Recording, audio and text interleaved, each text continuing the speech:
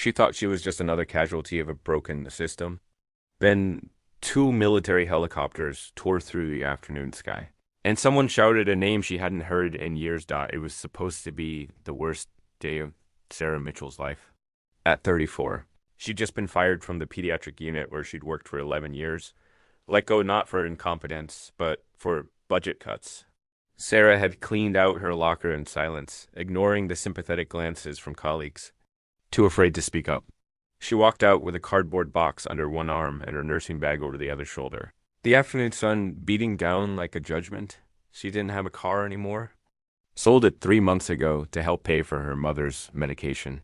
So she walked, one foot in front of the other, down the cracked sidewalk toward the bus stop 2 miles away. Before I tell you what happened next, tell me in the comments where you're watching from. I love knowing who's listening. The neighborhood was the kind that never made the news unless something went terribly wrong. Chain link fences, overgrown yards, houses that had seen better decades. Sarah barely noticed anymore. Her phone buzzed. A text from her mother. How did it go?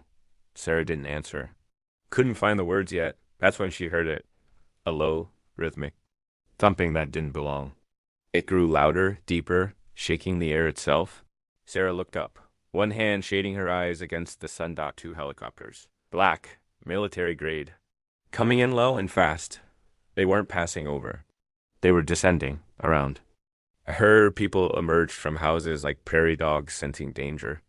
Car alarms started wailing as the road awash swept through the street, sending trash cans rolling and tree branches whipping wildly. Sarah froze in the middle of the sidewalk, her heart suddenly hammering against her ribs. The helicopters touched. Down in the intersection 30 yards ahead, one, then the other, their skids hitting pavement with metallic precision. Dust exploded outward in massive clouds. Sarah raised her arm to protect her face, squinting through the chaos. Beside, doors flew open before the rotors even stopped spinning. Men in tactical gear jumped out. Not police, military, army medics, she realized, recognizing the red crosses on their shoulder patches. They moved with the kind of purpose that comes from training in emergency, fanning out across the intersection.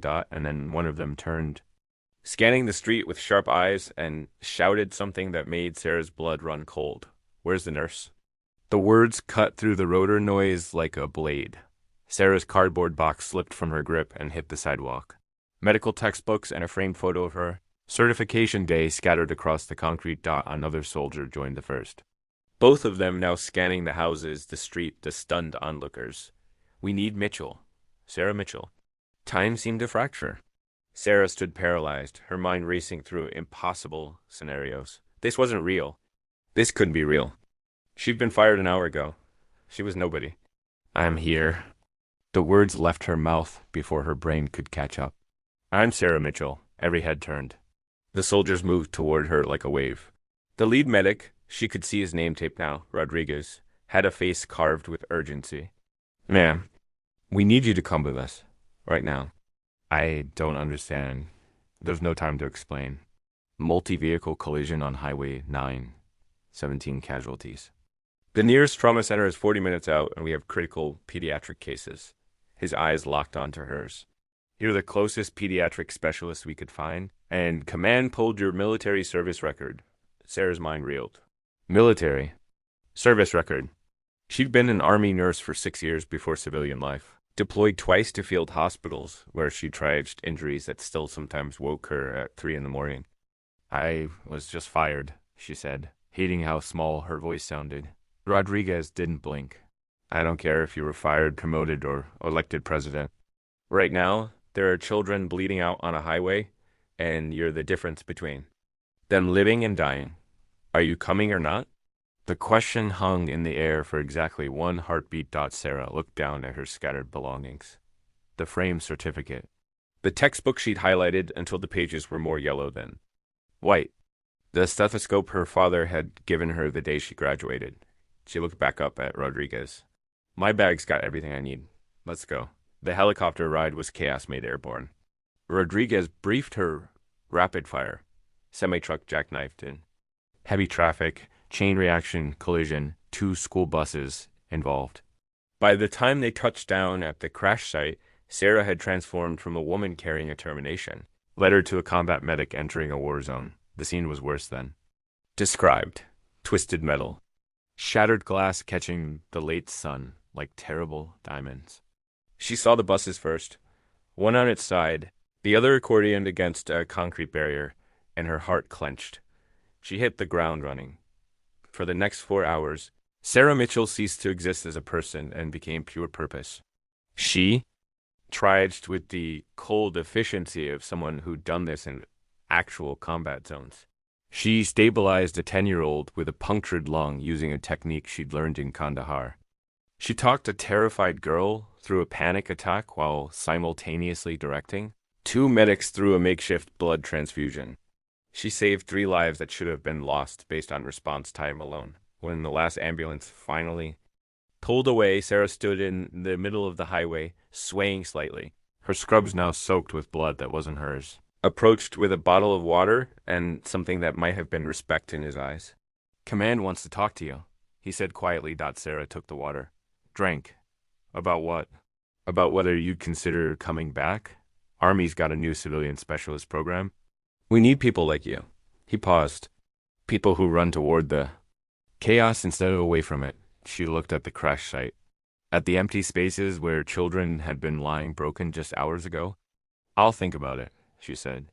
Rodriguez smiled slightly. "That's more than a no."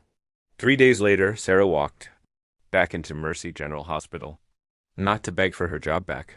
Not to apologize for being expendable. She walked in to collect her final paycheck and found the hospital administrator waiting, the same man who'd handed her the termination letter. "Miss Mitchell," he said, his voice artificially warm. "We've been trying to reach you. There's been a reconsideration of your position. We'd like to discuss bringing you back on staff." Sarah looked at him for a long moment. Looked at the lobby where she'd spent 11 years arriving early and leaving late. "I appreciate the offer," she said calmly, "but I've accepted a position elsewhere." She didn't tell him about the commission paperwork on her kitchen table. Didn't mention the phone call from the Department of Defense. Didn't explain that 2 helicopters had landed in an intersection and reminded her who she actually was. She just smiled, turned around and walked back out into the sunlight dot, because sometimes the system breaks you. And sometimes, just when you think you're broken, the sky opens up and reminds you that your value was never theirs to determine in the first place. Sometimes the rescue comes not in getting your old life back, but in helicopters landing to tell you that you were never ordinary to begin with. If this story moved you, drop a comment below. And if you believe healers deserve better than budget cuts and broken systems, hit subscribe. Every week I bring you stories about ordinary people doing extraordinary things. Thanks for watching.